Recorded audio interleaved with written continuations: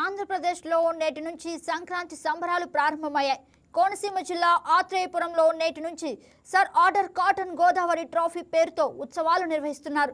3 రోజుల పాటు జరిగే ఈ ఉత్సవాల్లో భాగంగా ఈతలు పడవ పోటీలను ఆత్రేయపురం రేవు తాడిపూడి వంతెన వద్ద స్థానిక ఎమ్మెల్యే బండారు సత్యానందరావు, జిల్లా కలెక్టర్ రావిరాల మహేష్ కుమార్ దంపతులు, అలాగే జిల్లా ఎస్పీ రాహుల్ మీనా ప్రారంభించారు. ఈ పడవ పోటీలకు ఇతర రాష్ట్రాల నుంచి కూడా క్రీడాకారులు పాల్గొంటున్నారని అధికారులు తెలిపారు.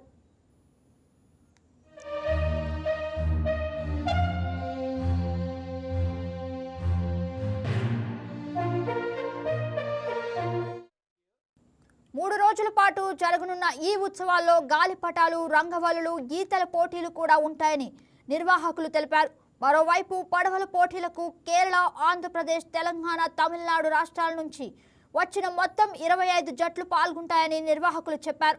ఈత పోటీల్లో పాల్గొనేందుకు 200 మంది జాతీయ స్థాయిలో వివిధ రాష్ట్రాల నుంచి పేర్లు నమోదు చేసుకున్నారన్నారు. ఇక 300 మంది ముగ్గులు పోటీల్లో పాల్గొనేందుకు, 100 మంది గాలిపటాల పోటీల్లో పాల్గొనేందుకు సిద్ధమయ్యారు. 3 రోజుల పాటు ఉదయం 7 గంటల నుంచి రాత్రి 10 గంటల వరకు కార్యక్రమాలు జరగనున్నాయి. ఈ పోటీలను తిలకించేందుకు వేలాది మంది ఆత్రేయపురానికి తరలి వస్తున్నారు.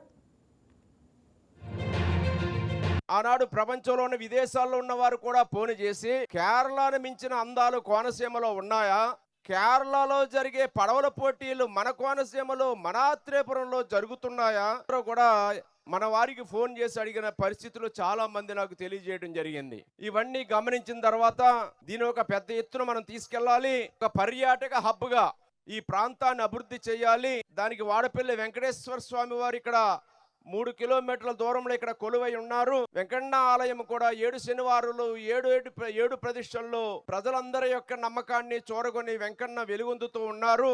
ఒక పక్క టెంపుల్ టూరిజం, మరొక పక్క ఎకో టూరిజం, అలాగే స్పోర్ట్స్ టూరిజం, ఇవన్నీ కూడా ఒక పర్యాటకులను ఆకర్షించే విధంగా ఈ ప్రాంతాన్ని తీర్చిదిద్దితే బాగుంటుంది అనే ఆలోచనతోటి ప్రయత్నం చేయడం జరిగింది. దానికి కలెక్టర్ గారు కూడా సహకరించి టూరిజం శాఖకు రికమెండ్ చేయడం జరిగింది. జిల్లా టూరిజం అధికారులు, రాష్ట్ర అధికారులు కూడా సహకరించడం జరిగింది.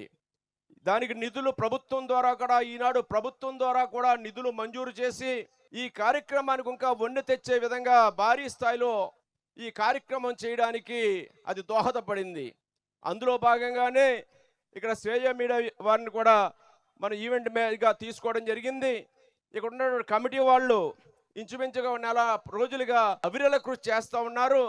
ఒక పక్క ఈత పోటీలు, మరొక పక్క రేపటి నుంచి 2 రోజుల పాటు జాతీయ స్థాయి డ్రాగన్ పడవల పోటీలు, ఈనాడు ఆత్రేయపురంలో రంగోలీ ముగ్గుల పోటీలు, లొల్ల లాకుల దగ్గర ఫుడ్ ఫెస్టివల్ తోటి ఒక ఎగ్జిబిషన్లా పిల్లలు, మహిళలు అందరూ పాలు పంచుకునేలా ఒక సుందరంగా, అందంగా, వినోదభరితంగా అందరూ కూడా ఎంజాయ్ చేసే విధంగా 3 రోజుల పాటు అక్కడ కార్యక్రమాలు.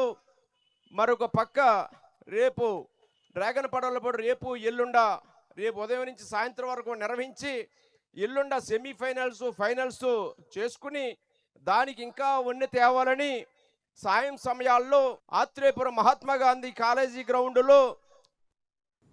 హాయ్ వ్యూయర్స్, ఈ వీడియో మీకు నచ్చినట్లయితే లైక్ కొట్టి షేర్ చేసి వైకే టీవీని సబ్స్క్రైబ్ చేసుకోండి.